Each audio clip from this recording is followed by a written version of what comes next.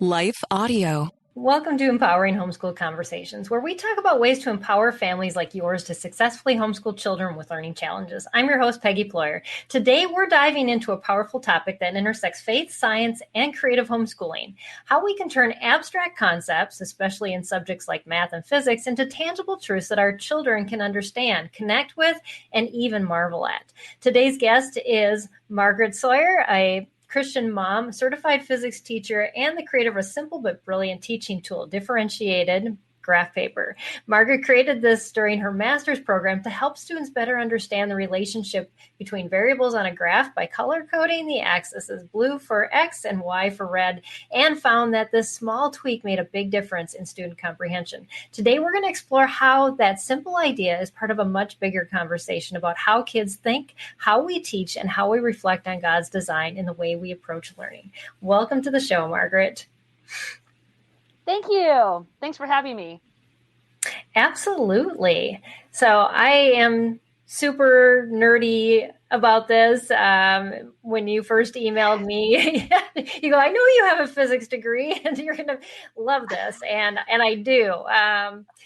Not too many times do I get super nerdy on this show. So I'm super excited about that. And also to bring, Speaking of nerdy, my connection is going out a little bit. So we will pray a little harder. Yeah. Okay. Okay, awesome. Yes. And this is recording on your side locally. So the stops will be less when we play this recording. Okay, so this great. Recording is recorded ahead of time. So all of you that are listening, and most of our listeners are on podcasts. So we appreciate you joining us. So I would love for you to start with just telling us a little bit about your background, both as a mom and a physics teacher, and homeschool mom. What led you to homeschooling and thinking differently about how kids learn? Wow. Like so much of the things that I kind of my identity, like being a Christian and then being an engineer, being a scientist, it's been such a journey since I was very small that it's hard to say where the origin point really was, right? Yes. I mean, I was born into a Christian family, for example, and I accepted Jesus into my heart when I was 7 officially at summer camp. Yes, I remember it well, in the lodge.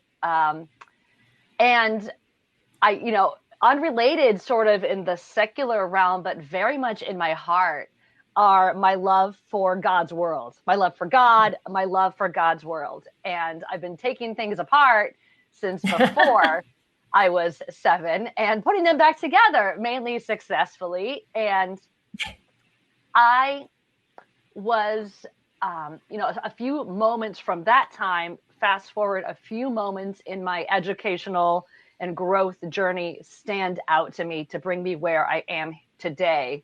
One was algebra. I don't know about you. Yes. I took it in 8th grade, and my teacher, who was a new teacher, and may God bless all new teachers. Let's just have a moment of appreciation for new teachers. My gosh. She was quite good, but she made a mistake in the transparencies. Do you remember when they used to show you? Yes, exactly. Back in the day, yes. Yes, and she had hers on a roll. And so, you would roll to get the new sheet. Yes. Right. Remember when they had to sell all that stuff at Teaching Toys or anyway. Oh, yeah. I know. So she made a mistake. She wrote a number where she meant to put X or something. And I said, oh, hey, you made a mistake there. You meant to put X and you wrote the number. And she said, oh, yes, thank you, Maggie, and rolled back and erased it and put the X in. And the kid behind me, John, I still remember his name. He was a drummer. I was a flute player, not important. He said, she's finding errors in what the teacher is writing on the board. And I am completely lost. And it was at that moment that it stuck out in my brain, not just for the kudos, which I appreciated, but I realized that I saw the world in a different way. This learning algebra was like learning a language that I didn't know yet, but already spoke. Right. Yeah. And it has not been that way, I know, for a lot of the human population, including the students that I teach, and including, like, I know your audience's kids. My kids are still very little, and so far they show regular mathematical aptitude. That is to say, good mathematical aptitude. We'll see what the future holds. Right. And then there was a time in high school where I was taking physics, and for the first time, it was algebra based, and I was a year ahead, right? So my classmates were they were all seniors. I was a junior, and they realized that I knew what I was, and many of them were my church friends. You see, this one girl in particular, Malia, she was a church friend of mine from youth group. And she started asking me if I would tutor her at Starbucks in the mornings, that she would buy my coffee and then she would drive me to school, Peggy. And it was cool to get a ride from a senior to show up at my big, like, very urban high school, So that in and of itself was a draw. Those two instances, and of course, many others, but I realized that I saw the world differently. Like I said before, I've never said it that way, but it feels so right. It was a language that I didn't speak yet, but I knew it already. Right. Yeah. Yeah. Well, and so much of math is leading up to that, but it doesn't, it makes that huge leap when you switch into those algebraic functions. And for some kids that they don't grasp the stuff ahead of that. And so that's why it makes that leap so hard. But for those that have seen those connections all the way through, it like is this epiphany. It's like, oh, that's what we're, and the same thing happens when you jump to calculus too. It is another leap that you have to take to get into, all of those equations. I remember when I was teaching my son, he's very mathematically minded, and he's actually a biomedical engineer now. And he's like, this is so cool. And then he's explaining, how he can do all these three-dimensional graphs of, on computers that I never had the access to. And, he's doing calculus. I'm like, this is fascinating. And so glad that he's taken it beyond, where I even did. And I did theoretical physics. That was my concentration. I loved, the math problems that took Goodness, great. all night to solve. But yeah. Oh, well, for another day. Wow, boy. Yeah, we could get down a whole rabbit hole about that. Yeah. My gosh, the number of Greek symbols you must be intimately familiar with. Oh, yes. Yes. It's been a long time, but yes, it does get a little rusty. Mm-hmm. Yes, it was great to teach my son because all of that came back, and it was like, oh, yes, I forgot about that. And yes, integrals. Yes, so many wonderful things. Yes, so, yes. Yeah. But for people who are not like us, parents who kind of feel intimidated, and kids feel intimidated by the subject of math and science, why do you think that it's important to reframe those subjects into other areas that, so considering, we're looking at how we see the world, what is that connection, and how does that help for people that don't have those math brains or don't feel like they have those math brains that we were just talking about?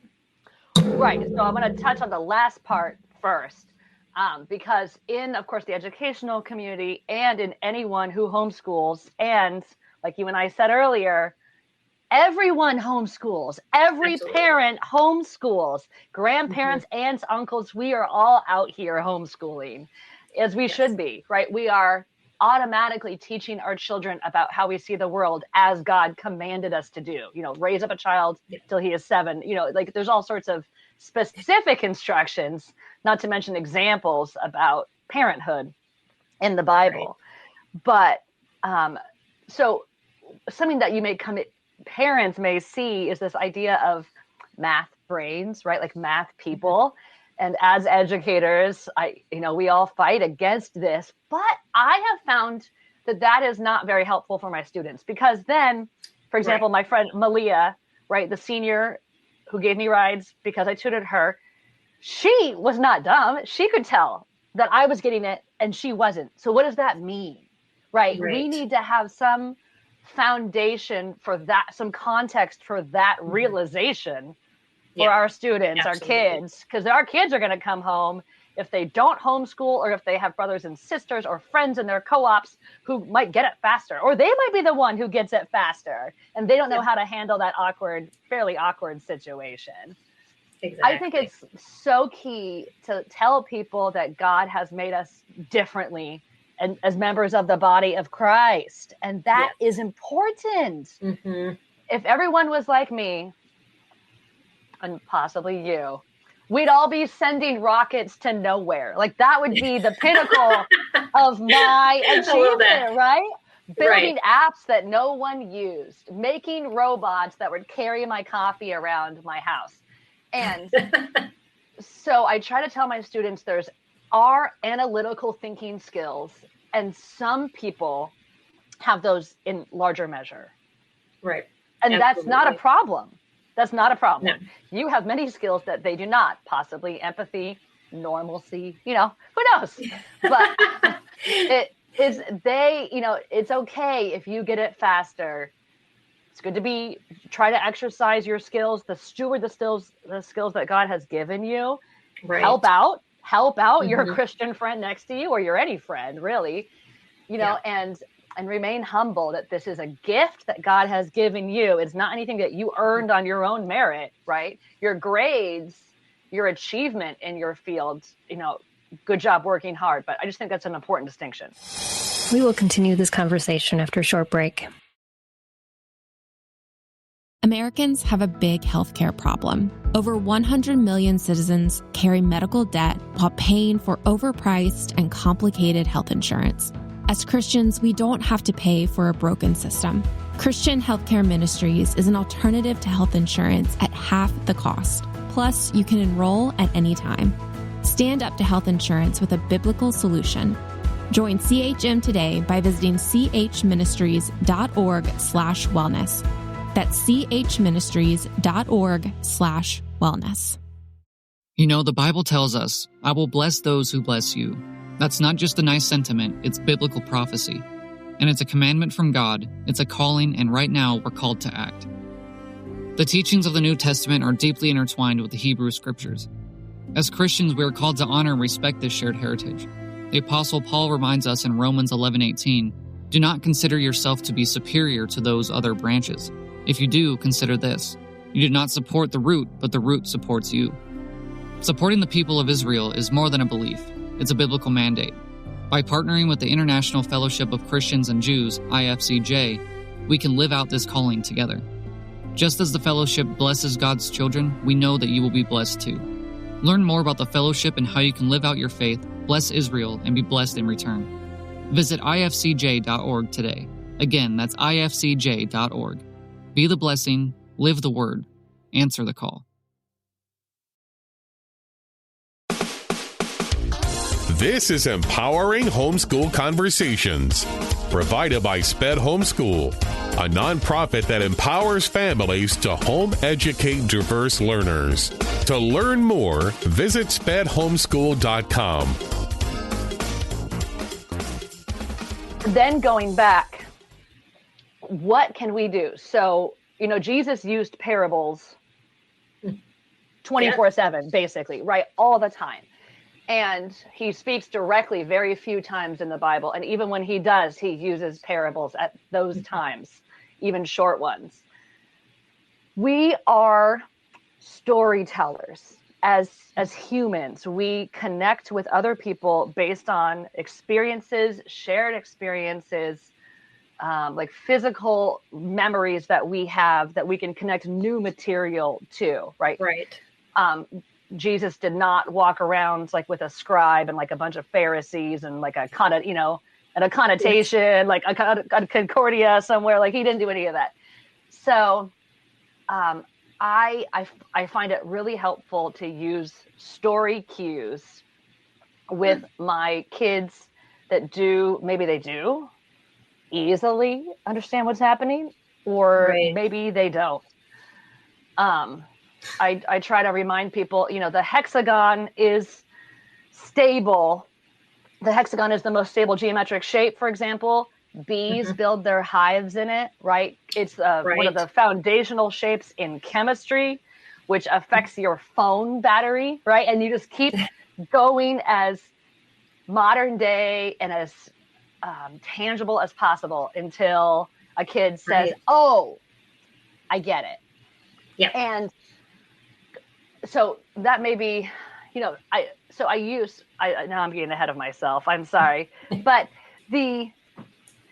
I find explanations like layer cakes for surface area or a flower shape. I'm looking at rhododendrons right outside my window, and you can see that the edge is like a flute. It has a fluted shape, and then they grow upward in this beautiful parabola shape, right? Yeah. Geometry and shapes are not something that was invented to put in your math book to give you something to do from 9 to 12. This is a thing that God has made. And if we're very lucky, we can learn the language that we think that he used, right, behind all these things. Right. That's beautiful, because kids see those things. They're tangible. They're in part of their everyday life. It's not like you said, it's the applicable, the things that they can touch and see and relate to, that aren't just some abstract thought. I think we make math way too abstract, and then we disassociate it with all the other places of life. And yet much like people do to God, actually. God is something that we do on Sunday mornings from 9 to noon, and then we're done. Yes. Yeah. So true. But it takes a special person to be able to connect the two, which I acknowledge, because I was raised by an engineer, and my dad could never associate what he was trying to teach me in math to the everyday world. I was the in-between for my siblings who didn't understand math. So I had to become this like interpreter for them. I think that was a true gift, because when I worked as an engineer, I realized I was all of a sudden very highly sought after, because I was the only one that really understood what the engineers were saying and really wanted done, and nobody else did. But it is very hard when you, like you were talking about the scales of, being an engineer and having that engineer mind, and then being able to be able to relate to the everyday world, and how we need people of all different abilities to be able to make something and use something in that mathematical realm, the physics realm, to make it useful and to make it something that we all want to dig into. So it does. It takes understanding from both sides. So, which is so difficult. Yeah, it is very difficult. But the more that we realize that it's necessary on both ends, I think the more that we are willing to dive into that, because I just hate it when people say, I'm just not a math person. There's things about math that everybody loves, but maybe you just haven't got there yet. Everybody loves it when they get unexpected savings at the Walgreens. Yes, absolutely. That's math right there. I tell my students, if the most math that you're doing in math class is calculating the grade that you need on the final to get a B or whatever you need, that's the only math that you're doing. Something has gone horribly wrong. But on the flip side, you care a lot about math, because here you are calculating out your grades based, like predicted on some lottery winning in the future. No offense to the student study skills. That is so true. Yes, I sat down with my budget book for my business the other day, and that's the part of math I don't like. And if that was the part I was introduced to, like that and statistics, I probably would have said, I'm not a math person, because that's, I could do high level mathematical computations, but doing stuff in a straight line with percentages and averages, that my brain just goes crazy. But did you, I'm sorry, Peggy, go ahead. No, you're good. So I have a question for you. when in high school math, right, high school physics in particular, it's algebra based. They don't do anything on curves, even friction, coefficients, and all that stuff is introduced later in the course, right? After maybe it just takes a special mind to wade through SI units. The entire first unit of physics is just so dry, but I loved it. I loved conversion factors. I loved them in chemistry. Not the point here. Did you understand physics right away, or were you just good at the equation part and then your understanding sort of built later? I was good at the equation part. Same. And yeah, I definitely, when I started being a teaching assistant in labs, that's when, everything started to come into play in college, when I was more hands-on and applicable. I was just a very nerdy math, theoretical math student. Yeah. Wow. I'm an engineer. I'm a chemical engineer by training. And I found, even Diffie Q, I had to take twice because that was a tough one. Thank you. Yes. I feel validated. Yes. Although I failed geometry. That was the only math class I failed. What, at the in college? Yes. Yeah. Well, I'm sure it's a lot tougher than ninth grade geometry. Yeah. Yeah. I had a student actually ask me the other day, why they were teaching probability in geometry, because that's the unit that they were in. And I sub right now. I'm subbing to the school, so I have a lot of very varied experiences, which is fantastic. But a student asked me why they were teaching probability in geometry, and I said, well, it's because in higher level geometry and in math, the probability that a point is in a certain sphere or in a certain area will be very closely linked. Right. Yeah. Yeah. Anyway, that's so true. So you developed this graph paper in your master's program. And so what is it, and what problem were you trying to solve when you designed it?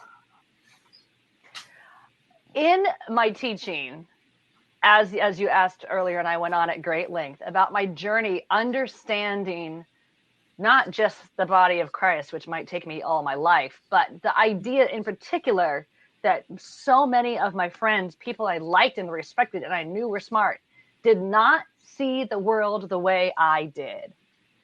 And from that basic acceptance that I began to teach and tutor in a different way, to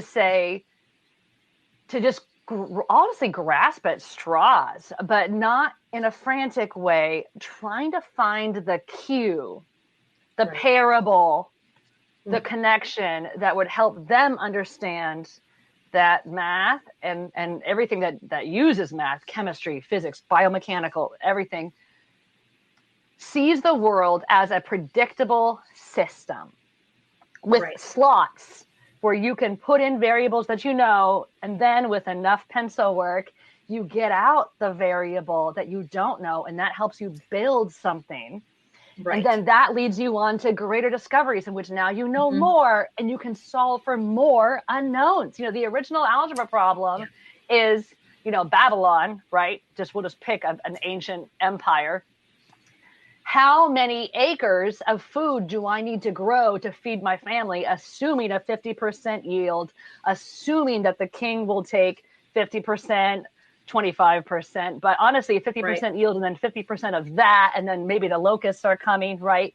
That's the original algebra problem, is how many plants do I need to plant to have some left over? That's the original unknown, the X. Right.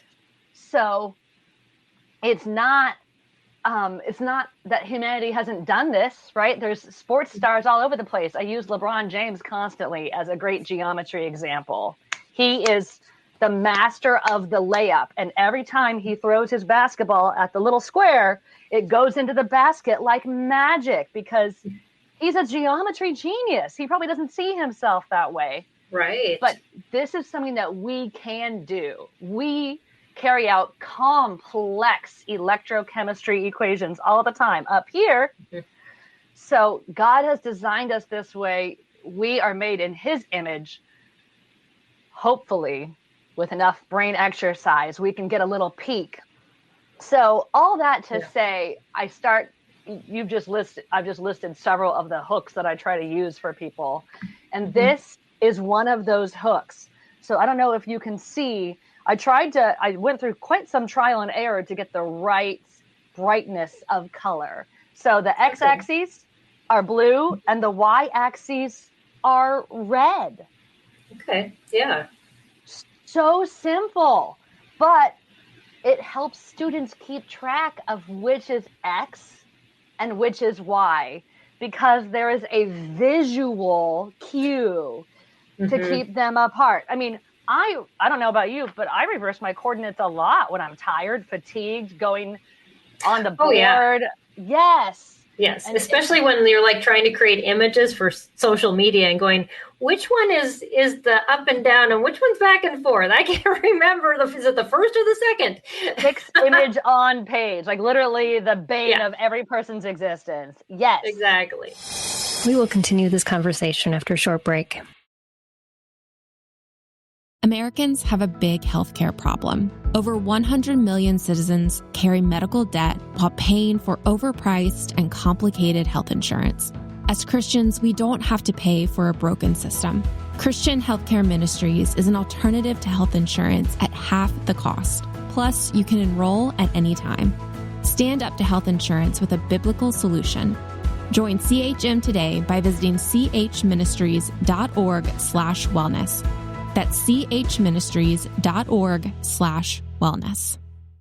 You know, the Bible tells us, I will bless those who bless you. That's not just a nice sentiment, it's biblical prophecy. And it's a commandment from God, it's a calling, and right now we're called to act. The teachings of the New Testament are deeply intertwined with the Hebrew Scriptures. As Christians, we are called to honor and respect this shared heritage. The Apostle Paul reminds us in Romans 11:18, do not consider yourself to be superior to those other branches. If you do, consider this. You did not support the root, but the root supports you. Supporting the people of Israel is more than a belief. It's a biblical mandate. By partnering with the International Fellowship of Christians and Jews, IFCJ, we can live out this calling together. Just as the fellowship blesses God's children, we know that you will be blessed too. Learn more about the fellowship and how you can live out your faith, bless Israel, and be blessed in return. Visit ifcj.org today. Again, that's ifcj.org. Be the blessing, live the word, answer the call. This is Empowering Homeschool Conversations, provided by SPED Homeschool, a nonprofit that empowers families to home educate diverse learners. To learn more, visit spedhomeschool.com.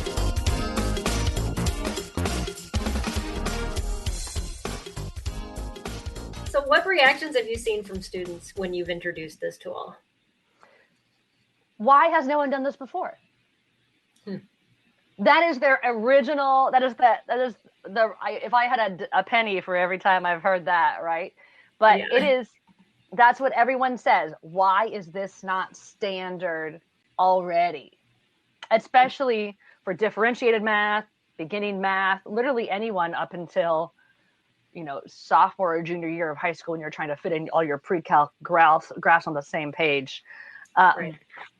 But, I went through some trial and error to make sure that it's not too bright. So you can still see pencil marks, normal pencil marks. You don't need a Sharpie to be seen on this colored graph paper. Right. But you can see the difference. Yeah. So why do you think it makes such a big difference mentally for students? What's going on that makes that connection? They don't understand that X and Y are two variables that in which you change X and then something happens with Y.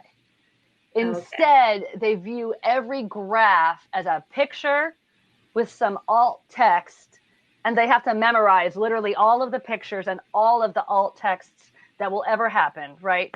I get students that say, I used to know it, but then you changed the letters.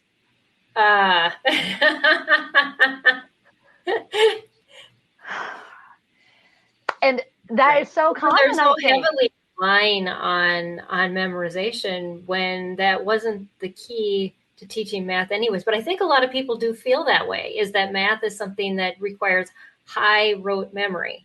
To a certain point, we have just the times tables that are helpful to memorize. But beyond that, it's much more just being able to move things around and know the order and how to do that versus memorizing every step. Right. You shouldn't need to memorize every step of the same problem. And then if you're lucky, other problems will look enough like the first problem that you memorized that you can swap out the 8 for the 3 and swap out the 4 for the 6, and you can get the right answer because you follow the same steps. But then the appearance of a wild coefficient in front of the x squared term just throws students for a loop. I don't know how to do this if there's a 1 in front of the x squared. Okay, so now we can talk about laws, right? We can talk about variables. These are slots. And I find that the visual cue helps students remember that this is a slot.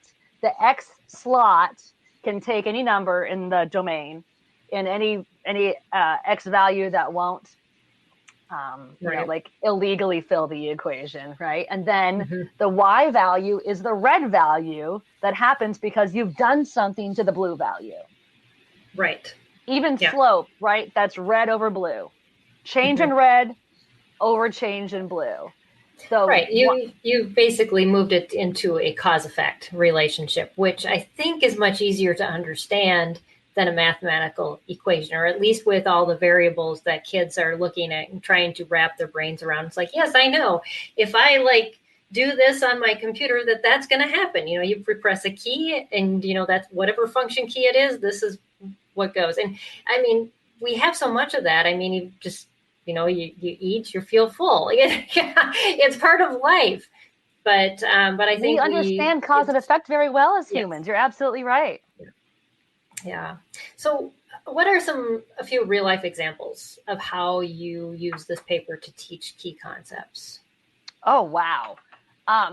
It's now I just start with it automatically. And I notice right away that my students don't mix up the X and the Y. And that saves them so much fatigue over the long term, that they understand slope better. They understand the y-intercept better. Speaking of slope and the y-intercept, I've had students be so surprised that those letters and concepts show up in other equations. Like, oh, this is just slope. Like, yes, that is what this is. And so often, I try to do everything. M for slope is like M for mountain, right? It's M for mountain is a slope. Maybe do you know why the y-intercept is called B? I never understood that one. No, I don't know. Somebody just thought that wasn't one that we use a whole lot, maybe, in other equations. I know. I mean, it is. Anyway, so I find that if a student in particular is fatiguing or is tired or having trouble keeping track of variables, this graph paper is so helpful. And I find also for differentiated students, I've worked with people who have dysgraphia or dyscalculia, and the visual cue allows their brains to not have to solve that problem every time. Yeah. Otherwise, they have to remember it every time. Wait, which way is which? But with a visual cue, you don't have to. I mean, our stop signs are red, right? Our street lights are color coded. It is something that we vibe to as humans. Right. Yes, absolutely. So if parents, whether they homeschool or they're helping their kids at home with homework, we're all homeschooling. Yes, exactly. If they want to use this tool, what's a good way for them to start incorporating that into the work that they're doing with their students?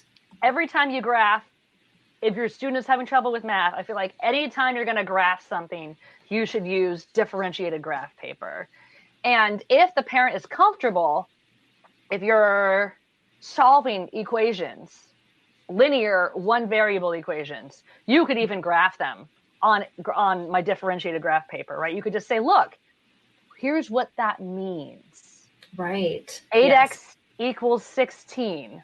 What does x equal, right? And you can say, look, there's, we can divide on both sides, but more accurately, you can say 8x equals y. So we're going to graph that out. When x is 1, y is 8.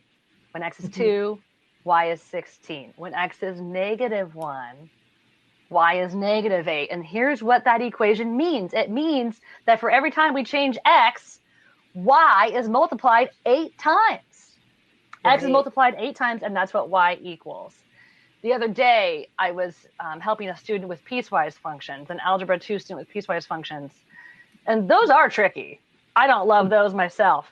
But I loved them so much more after working as an industry engineer because, as I told my student, the grosser math is on the page, the more it looks like real life. I am telling you, yes, there's coefficients on literally 5 variables on this equation to properly model the mechanical stress on this rivet in this plane assembly, right? Like assuming this paint and this chromium coating, but we had to phase out hexavalent chromium. So now we have to use a substitute, and that will fatigue at this particular rate. And piecewise functions are a fairly simplistic example of that math in the real world.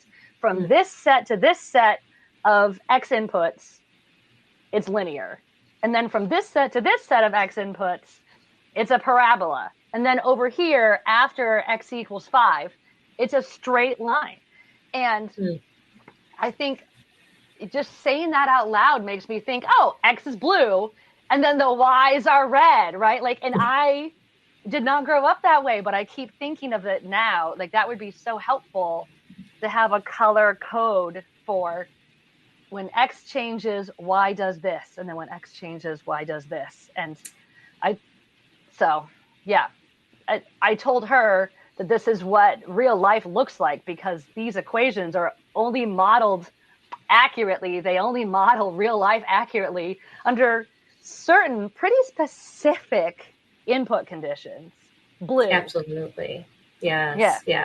And there are so many things just even in the real world that have all these variables, that we can start pointing our kids to that we don't think about as being mathematical. So like, just doing something out in the weather or, growing a garden, how many variables are involved there with the soil and the weather and the seed and, there's so many different applications that we can start delving into, even with just this overall concept of taking those things outside of the box of equations and math, but yet they are things we could equate for with certain variables.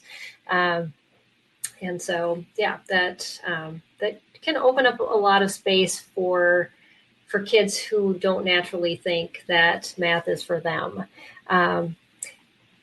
What are some other things that parents can look towards to open their kids' eyes to seeing that math is around them everywhere? I mean, we are all, as I'm sure you tell your kids all the time, but I certainly do, we are all glued to the earth because of the gravitational attraction between masses, right? That is the number one, the reason that we need a lot of thrust to leave the Earth's atmosphere. Escape velocity. Can't leave Earth without it. Anyway, so it is, those are all predictable things. And I find that my career at Boeing, which is where I got my engineering chops, really, drives that home for me. It because you need a ton. I can tell my students that the Wright brothers flew for the first time really on a wing and a prayer, literally. But today, if Delta wants to run a profitable business, they need to be able to predict how much fuel they're going to use on takeoff, landing, and gliding, right? And that we need math for. Mm-hmm. So it's not just a matter of launching our glider with a bicycle off of a cliff anymore. Right. we need predictability. Electric cars. I tell my students, and to answer your question, I think parents also have been brought up in this idea that the math they learn in textbooks, quite sterilized, just page after page of parabolas with different coefficients, is different from the math that they do all day, every day. Their gas mileage, as you said, their grocery budgets, right? Mm-hmm. Their homeschooling calculations in the first place. Someone stays home. Books and, that's right.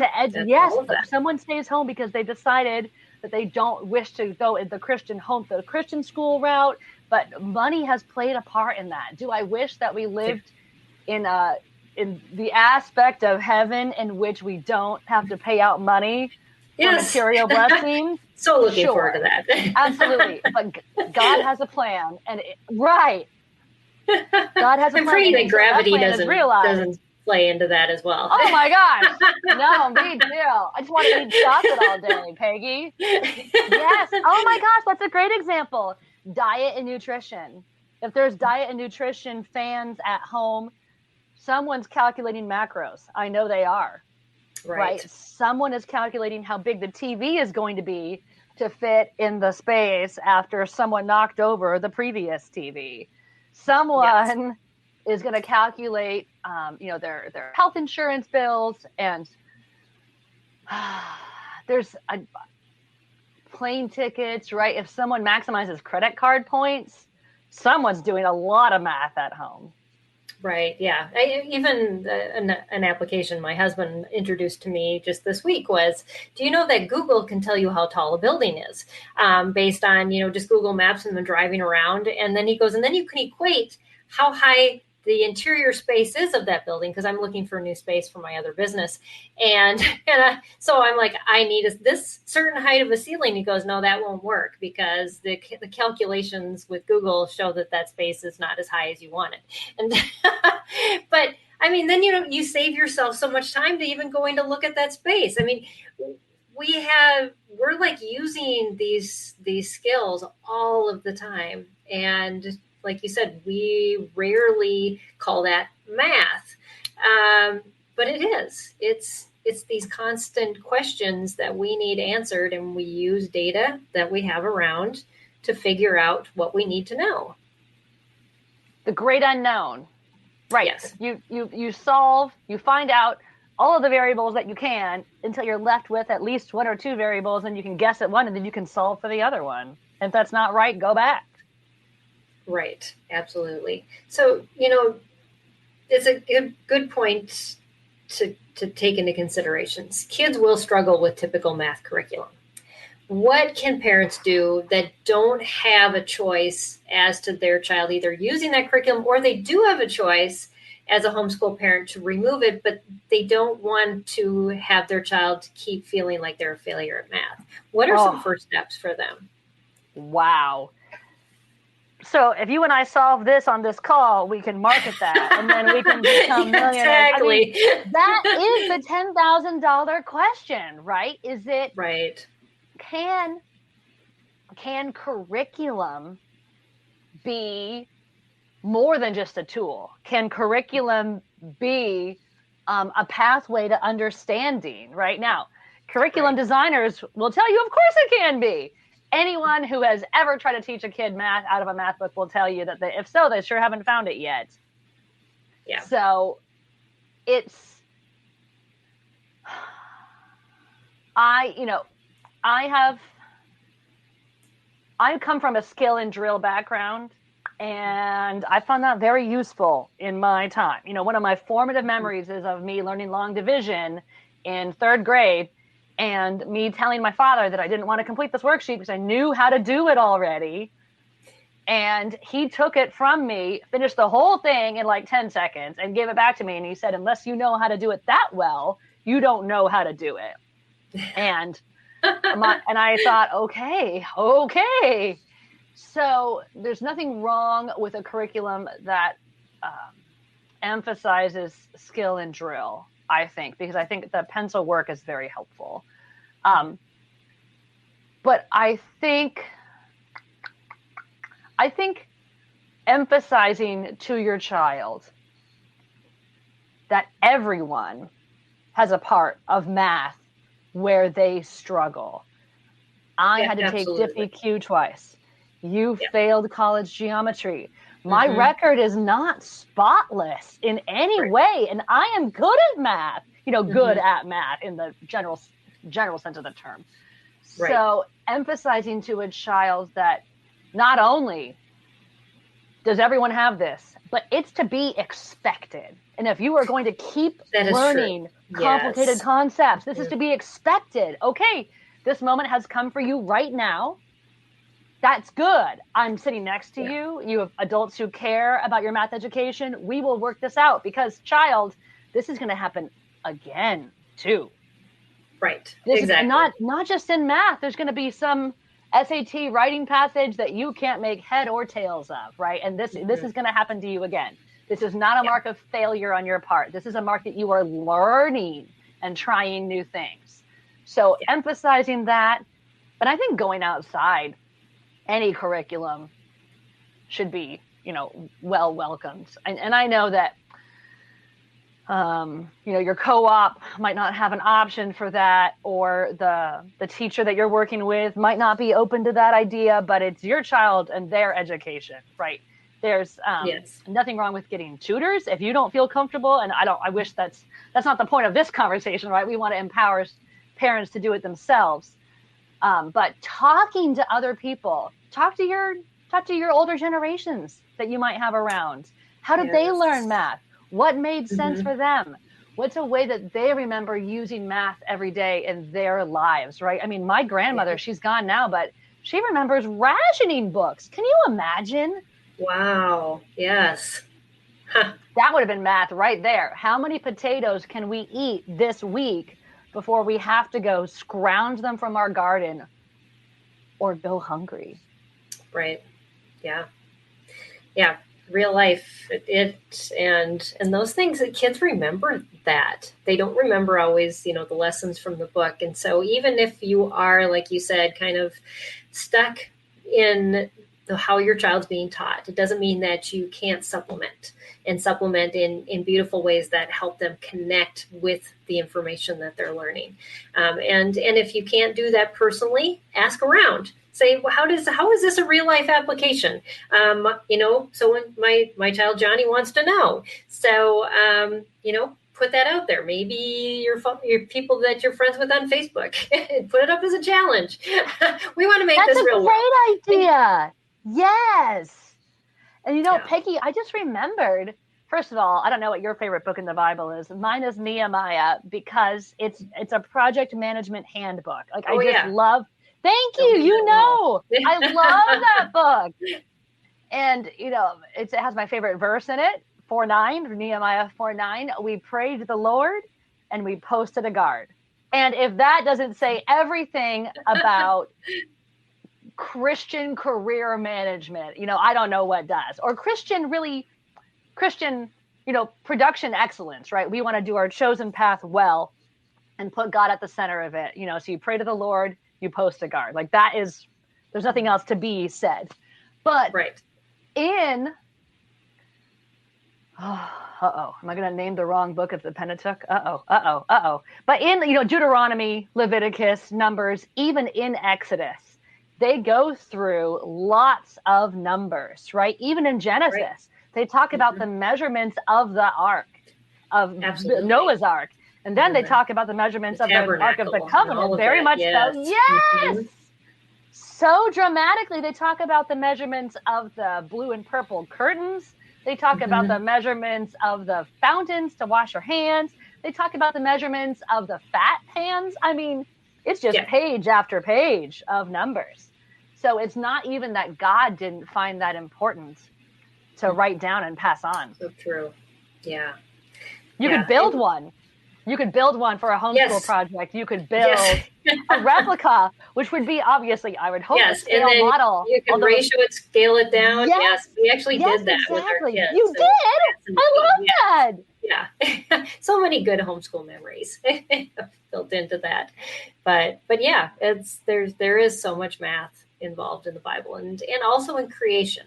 And in everyday things that we see in nature, especially, and you talked about beehives and so what are some like examples of everyday objects that parents can use to really help their child understand that math is all around them?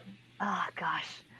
Peggy, having this conversation with you in particular, I hope for a day in which we don't have to have this conversation, because math is so integrated into our lives, right? That curriculum is a pathway to understanding. But until that day occurs, we can talk about things like training wheels. So bicycles, great example. The bigger the wheel, the taller the bike, the more power it takes to push around a big wheel, but the more force you'll get as you coast downhill, right? Why do BMX riders have little bikes?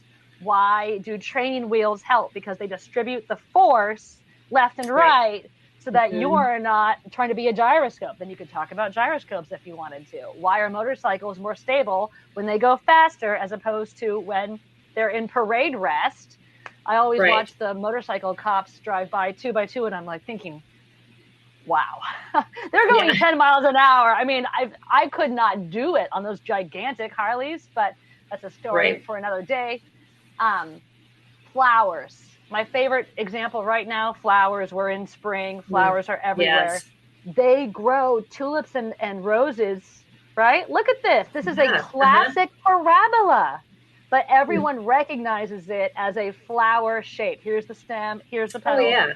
But they grow in a parabola. That's an x squared equation because they are growing against gravity, which is, as you and I know, a squared equation. Yes, because it's an acceleration that pulls you back to the center of the mass that is Earth, that we call Earth.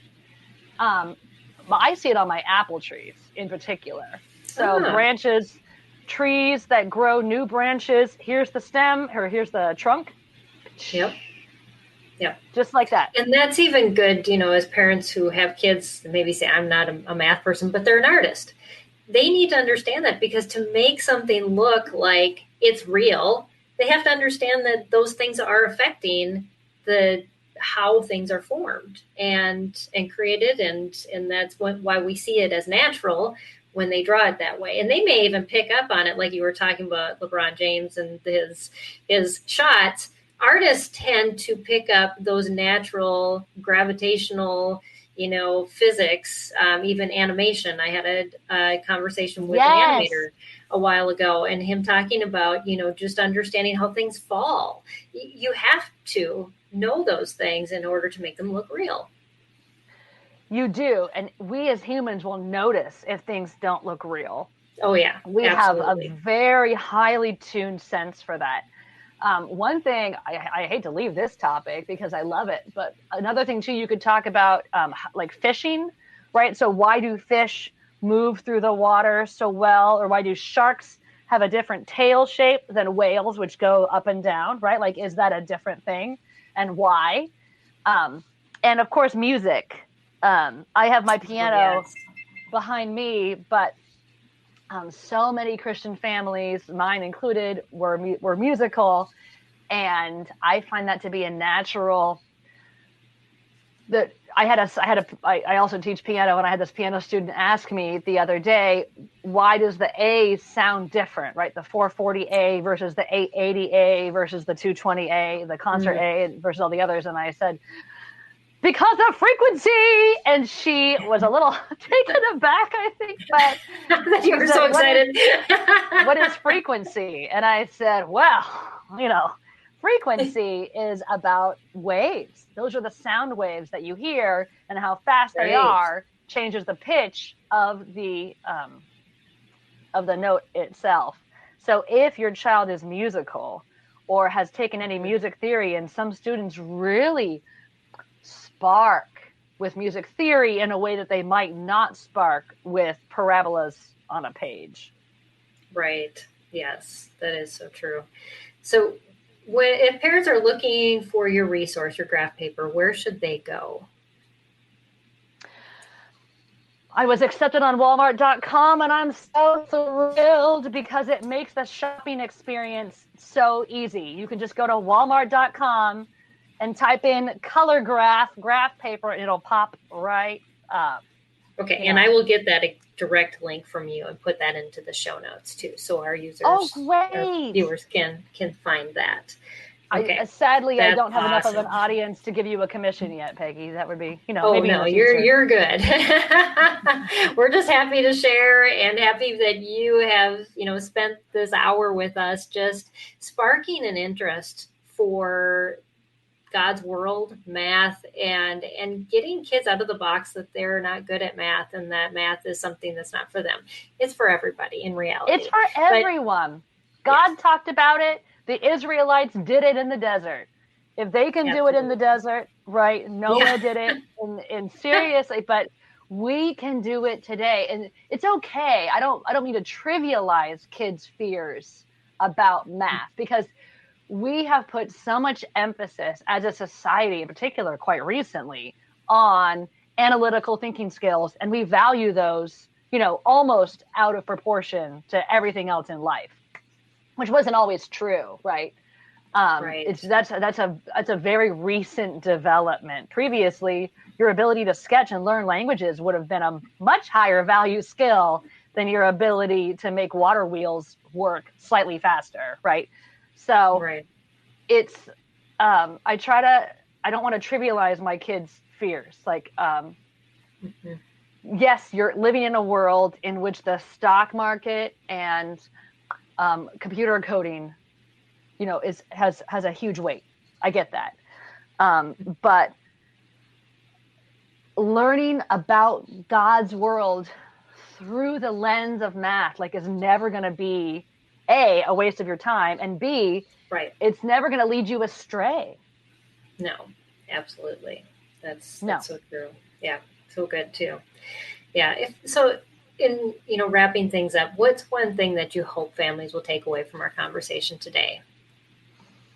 That learning math is not a one and done situation. Absolutely. I have had students and friends who didn't love algebra, but then really thrilled to geometry, for example. And those are just 1 year apart, right? So if your student doesn't love math, your child doesn't love math at this time, that's okay. This is a journey. Don't write them off. Don't be like, oh, they don't like math.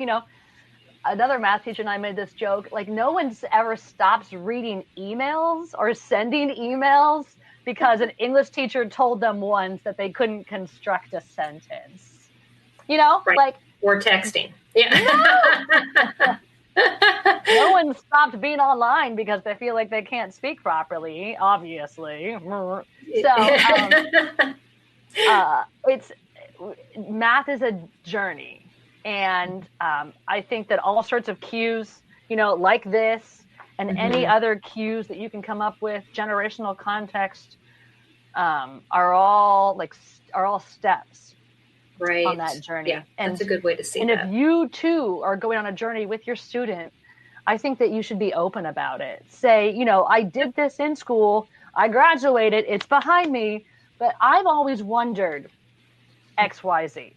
I've always wondered why some cars are front wheel drive and some cars are rear wheel drive, right? Does that make a difference? And we could go find out. Is our microwave actually properly calibrated? If we heat up 100 milliliters of water, is it going to heat up at the right power, right? Those are for more advanced students, right? For basic electricity and magnetism. But there's all sorts of, why does salt water conduct electricity and not sugar water? Should we try that out? Carefully. Right. But yeah, exactly. And I've always seen everything in my life as an experiment, which I think has helped me to be able to embrace just the failure and the learning process. And the more that I think that, that's that's really what that key that you really hit on just now was that we have to embrace that, and our children have to see it, because when they see us continuing that process of learning, they're going to embrace that and say, this is a lifelong process. This isn't something that I've arrived with and then I'm done. It's going to help them in their future to see that there's always something new to discover, and there's always something interesting to ask questions about, and to not stop. So love that. That must be so great about homeschool, is that it's integrated, learning is integrated into your life. Absolutely. Yeah. Well, thank you so much, Margaret, for this time. I've appreciated it. It's gone so quickly. It's been such an enjoyable conversation for sure. You physics women just hanging out. I love that. Exactly. Yes, I was worried that we would get a little too off track and start talking about physics, and we did a little bit, but a little bit. Yes. I always have my notes to bring me back to reality. The gravitational pull of notes. Yes, exactly. Yeah. And I love you. your graph paper. We'll make sure to point our listeners to be able to find that so they can use that and really unlock some deeper understanding for their students. Like you said, I wish I would have had that for my middle child who really struggled in algebra. I think it would have made a big difference for him. Thank you. Yeah. Well, for those of you watching and listening, I'll be linking the resources we mentioned in today's episode in the show notes, so be sure to check those out. And I'll also make sure to check out previous episodes of Empowering Homeschool Conversations to learn more unique and useful ways you can support your kids to learn at home, whether they're homeschooled or you're just supplementing school or just learning at home. Remember, every child learns differently because God designed them uniquely. And with a little creativity and faith, you can help your child discover that world, even math, that's filled with meaning and purpose. Thanks again, Margaret, and thank you all for joining us this week on Empowering Homeschool Conversations. I am sad to say that this is our very last episode of Empowering Homeschool Conversations. That doesn't mean I'm going anywhere. It just means I'm rebranding. As of next week, you will have a new podcast to listen to, but those details are still being worked out as we pre-recorded this episode. So stay tuned, and I will see you then. And God bless, and we'll see you on the other side. Bye, everybody. Bye.